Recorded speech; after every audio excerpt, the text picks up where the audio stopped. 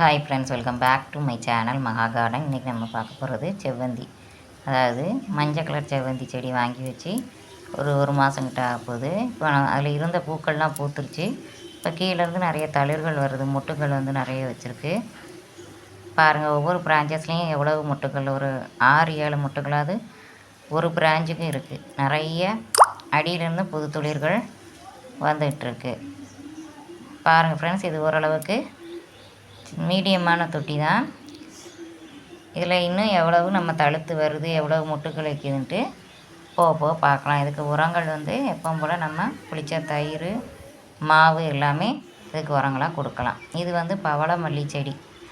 இந்த செடி வந்து ஒரு 6 மாதம் 7 மாதம் ஆக போகுது. ஆனால் இன்னும் மொட்டுக்கள் பிடிக்கலை, நிறைய துளிர் வச்சுக்கிட்டே போகுது. ஆனால் சின்ன தொட்டி தான், பார்த்துக்கோங்க.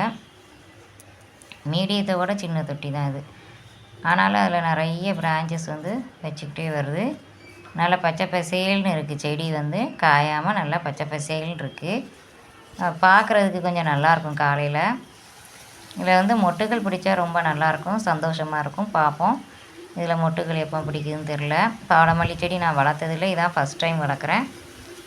பார்ப்போம் இதோட வளர்ச்சி எப்படி இருக்குது, மொட்டுகள் எப்படி பிடிக்குதுன்ட்டு பார்ப்போம் ஃப்ரெண்ட்ஸ்.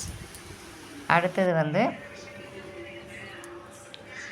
சீனி அவரை செடி வந்து சின்னதாக தான் இருக்குது. ஆனால் நிறைய பூக்கள் வச்சு காய்கள் வருது. ஆனால் இப்போ லைட்டாக கொஞ்சம் பூச்சி தொல்லை இருக்குது. முதல்ல பூச்சி தொல்லை இல்லாமல் ஃப்ரெஷ்ஷாக இருந்தது. அந்த இலைகளெல்லாம் கட் பண்ணி போட்டிருக்கேன். பார்ப்போம், கொஞ்சம் பூச்சி பிடிக்காமல் இருந்தால் காய்கள் நமக்கு நிறைய கிடைக்கும். இப்போ சின்ன சின்ன காயாக தான் வைக்கிது. செடி வந்து கொஞ்சம் பெருசான காய்கள் கொஞ்சம் நீளமாக வரும்னு நினைக்கிறேன். பார்ப்போம். இது கொஞ்சம் பெரிய மண் தொட்டியில் தான் வச்சுருக்கேன் ஃப்ரெண்ட்ஸ். இதோட வளர்ச்சி எப்படி இருக்குதுன்னு பார்ப்போம். அறுவடை எவ்வளோ கொடுக்குதுன்ட்டு பார்ப்போம். பாருங்கள், மேலே இந்த தண்டு கருப்பாக இருக்குது பார்த்தீங்களா? அதனால தான் சொல்கிறேன், அந்த இதில் இலைகளுக்கு அடியிலலாம் கருப்பு கருப்பாக வர ஆரம்பிச்சிருச்சு. சரி, அடுத்து இதுக்கு பரவிடக்கூடாதுன்னா அந்த இலைகளெல்லாம் கட் பண்ணி போட்டிருக்கேன். ஆனால் ஒவ்வொரு இதுலேயும் நிறைய பூக்கள், கொத்து கொத்தாக பூக்கள் வச்சு காய்களும் கொத்து கொத்தாக வந்துட்டு இருக்குது. பார்ப்போம், இதுகள் பெருசானால் நல்லாயிருக்கும். இந்த காய்கள்லாம் கொஞ்சம் பெருசானால் நல்லா சூப்பராக இருக்கும். இது வந்து மஞ்சள் கலர் செம்பருத்தி.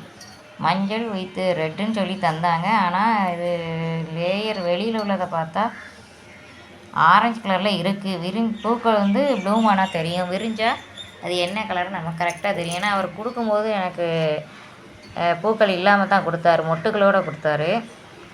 பார்ப்பேன், இனிமேல் தான் பூ பூக்க போகுது. நாளைக்கு பூத்துருன்னு நினைக்கிறேன். பூத்தோடனே வீடியோ பதிவு பண்ணுறேன். அது என்ன கலர்னு தெரியும், இது பூக்கள் விரிஞ்சால் தான் என்ன கலர்னு தெரியும். பாருங்கள், கீழே இருந்து நிறைய 2-3 பிரான்ச்சஸ் இந்த செடியில், செம்பருத்தி செடியில் வந்துட்டுருக்கு. பாருங்கள் ஃப்ரெண்ட்ஸ், எப்படி இருக்குது செடியோட வளர்ச்சின்னு. இன்னொரு ஹைப்ரிட் செம்பருத்தி கீழே இருக்குது. அதை மேலே கொண்டு வந்து வைக்கணும். வெயில் படாமல் பூக்கவே மாட்டேக்கி. இடத்த நானும் மாற்றி வச்சு பார்த்தாலும் பூக்க மாட்டேக்கி.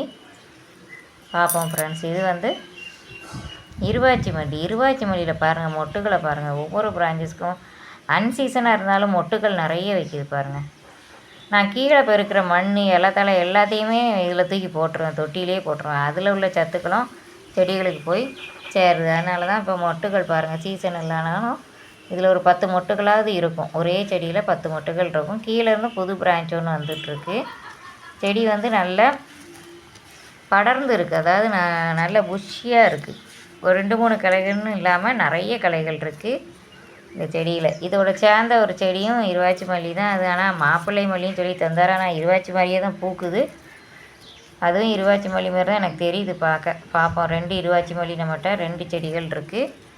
வெயில் காலத்துக்கு நிறைய அறுவடை கொடுக்கும் இந்த செடிகள். வந்து 2 செடி வந்து வெயில் காலத்துக்கு நிறைய பூக்கள் இப்போவே கிடச்சிட்டு தான் இருக்குது. ஆனாலும் வெயில் காலத்துக்கு இந்த செடியோட வளர்ச்சி நல்லாயிருக்கும், மொட்டுகள் நிறைய பிடிக்கும்ட்டு நினைக்கிறேன். நீங்கள் இருவாச்சி மல்லி செடி வச்சுருக்கீங்களா? உங்களுக்கு பூத்துட்ருக்கான்ட்டு கமெண்ட் செக்ஷனில் போடுங்க. ஓகே ஃப்ரெண்ட்ஸ், தோட்டம் வந்து எவ்வளோ பசுமையாக இருக்குதுன்னு பாருங்கள். இதுக்கு காரணம் இயற்கையான உரங்கள் கொடுக்கறது தான். தோட்டம் வந்து பசுமையாக இருக்க காரணம். என் காலையில் போனால் தேனி, வண்டு, கருவண்டு எல்லாமே வரும். வண்ணத்தி பூச்சி எல்லாமே என்னோடய தோட்டத்துக்கு காலையில் போனால் குளவி எல்லாமே வரும். பட்டர்ஃப்ளை எல்லாம் வரும். அதாவது இயற்கையான முறையில் விவசாயம் பண்ணால் பூச்சிகள் வந்து நம்ம தோட்டத்துக்கு தேடி வந்து பலன் கொடுக்கும். பாலினேஷன் நிறையாகும், காய்கள் நிறைய நமக்கு பிடிக்கும். இது வெள்ளை கத்திரிக்காய் செடி. இதில் ஏற்கனவே ஒரு தொட்டியில் 2 இருக்குது, ஒரு செடியில் 2 காய்கள் இருக்குது. இது இன்னொரு செடி, அதில் 3 காய்கள் பிடிச்சிருக்கு. பாருங்கள் ஃப்ரெண்ட்ஸ், வெள்ளை கத்திரிக்காய் செடி எவ்வளவு ஃப்ரெஷ்ஷாக இருக்குது. முதல்ல மழையோட போகிற மாதிரி இருந்தது, இப்போ திருப்பியும் தளிர்கள் வச்சு மொட்டுகள் பிடிச்சி இப்போ காய்கள் ஃப்ரெஷ்ஷாக பிடிச்சிட்டு வருது. மொத்தம் 5 காய்கள் கிடக்கு, 2 செடியும் சேர்ந்து நமக்கு 5 காய்கள் கிடக்கு. கொஞ்சம் பெருசான பிறகு நம்ம கட் பண்ணி எடுத்துக்கிடுவோம். இன்னொன்று வயலட் கலர் கத்திரிக்காயும் இருக்குது, அதுவும் 1 2ன்னு காய்ச்சிட்ருக்கு. அது வச்சு 4 ஆயிடுச்சு. இனிமேல் அதை எடுத்துகிட்டு வேறு கத்திரிக்காய் செடி வாங்கி அதை வைக்கணும், இல்லாட்டி விதைகள் மூலம் செடியை உருவாக்கணும். Okay friends, thank you.